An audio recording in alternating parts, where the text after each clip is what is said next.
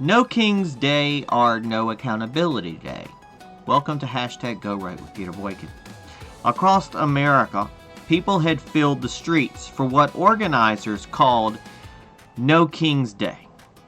On paper, it sounded noble, a stand against tyranny, a cry for democracy. But the irony was hard to ignore. We were never meant to be a democracy. We were founded as a constitutional republic.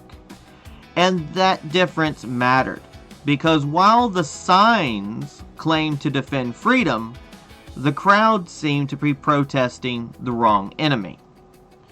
They said they were marching to stop a king, but Donald Trump wasn't trying to be one, and he was never the problem.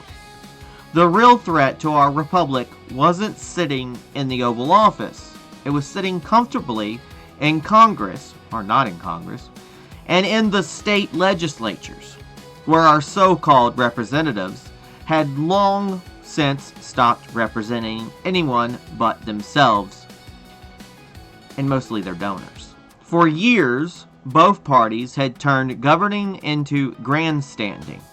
Politicians used fear to raise money, outrage to get headlines, and loyalty pledges to cling to power.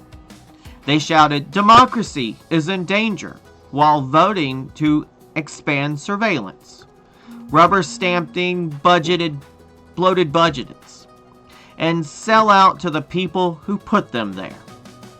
They warned us about kings, but they acted like courtiers serving the same corrupt castle.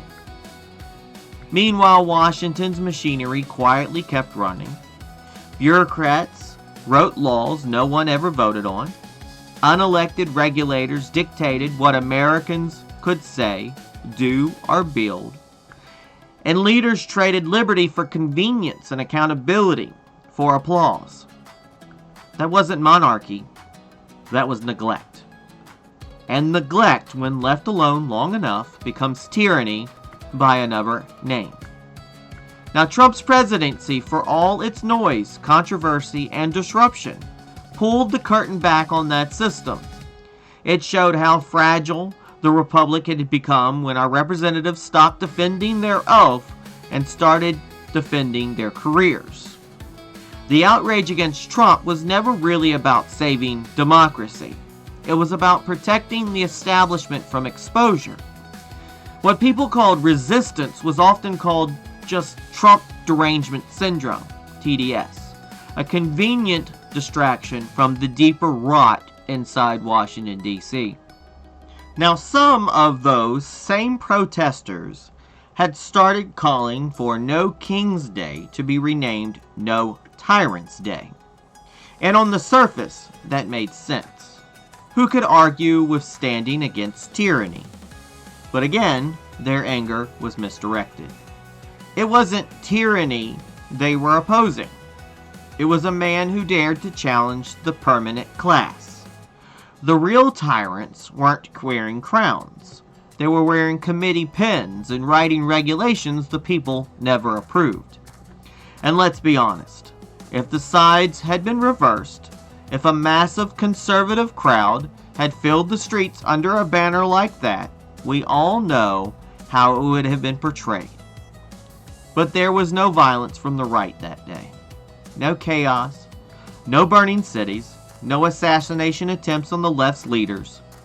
Conservatives didn't stop them from protesting, even though we could see how misguided their rage had become. That's the difference. The right didn't silence them. We watched, we listened, we laughed, we memed, and we remembered what true restraint in a republic looks like. No king can rule a free people, but a complacent Congress can. That's the uncomfortable truth most of those marchers never faced. Their movement was never about defending liberty. It was about protecting the illusion of it. And until Americans stop protesting personalities and start demanding accountability, the republic will keep slipping further from the people it was built to serve. So yes, call it No Tyrants Day if you want, but understand who the tyrants really are.